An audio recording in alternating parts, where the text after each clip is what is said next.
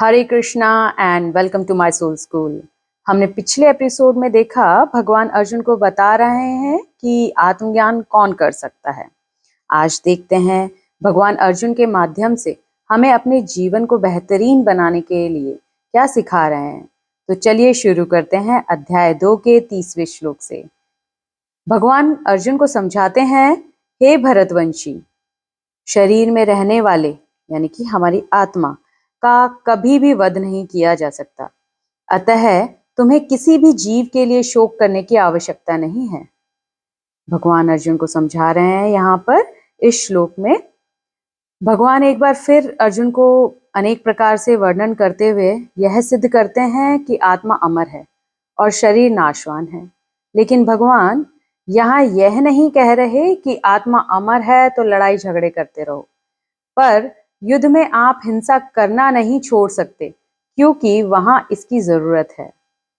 अगले श्लोक में भगवान कहते हैं, क्षत्रिय होने के नाते अपने विशिष्ट धर्म का विचार करते हुए तुम्हें जानना चाहिए कि धर्म के लिए युद्ध करने से बढ़कर तुम्हारे लिए अन्य कोई कार्य नहीं, अतः तुम्हें संकोच करने की आवश्यकता नहीं।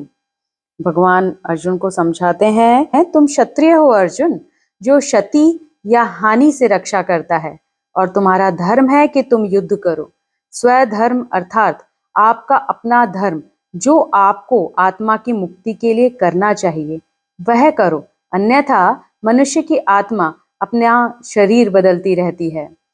जैसे अगर कोई स्टूडेंट है तो उसका स्वधर्म है वो रिजल्ट की चिंता किए बिना पढ़ाई करे, और कोई पिता है तो उसका स्वधर्म है अपने परिवार की रक्षा करते हुए उनका पालन पोषण करे। इसी तरह भगवान ने हर व्यक्ति का अपना अपना स्वधर्म बताया है। स्वधर्म को भगवान अध्याय 4 में और अच्छे से समझाएंगे। अगले श्लोक में भगवान कहते हैं, हे पार्थ, वे क्षत्रिय सुखी हैं जिन्हें ऐसे युद्ध के अवसर अपने आप प्राप्त होते हैं जिससे उनके लिए स्वर्ग लोक के द्वार खुल जाते हैं। यहाँ भगवान अर्जुन को समझा रहे हैं कि जो अपने कर्तव्य से विमुख होता है उसे नरक का वास प्राप्त होता है। भगवान यहाँ अर्जुन को समझा रहे हैं कि इसीलिए अर्जुन को उसका कर्तव्य बता रहे हैं, और अगर तुम अपने संदर्भ में देखो तो हमें भी अपने कर्तव्य से विमुख नहीं होना चाहिए। भगवान अर्जुन को समझाते हैं कि अगर तुम युद्ध जीतते हो तो राज्य भोगोगे, यदि तुम युद्ध में मारे जाते हो तो स्वर्ग प्राप्त होगा, क्योंकि युद्ध करके तुम क्षत्रिय होने का धर्म निभा रहे हो। भगवान अर्जुन के माध्यम से हमें समझा रहे हैं कि प्रत्येक मनुष्य ने यह शरीर धारण ही कर्म अनुसार धर्म पालन करने के लिए किया है। अगर हम अपने धर्म का पालन करते हैं तो हमें स्वर्ग की प्राप्ति होती है।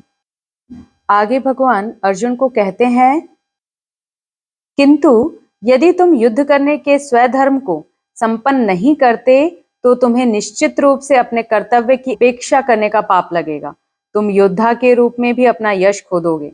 लोग सदैव तुम्हारे अपयश का वर्णन करेंगे, और सम्मानित व्यक्ति के लिए अपयश तो मृत्यु से भी बढ़कर है।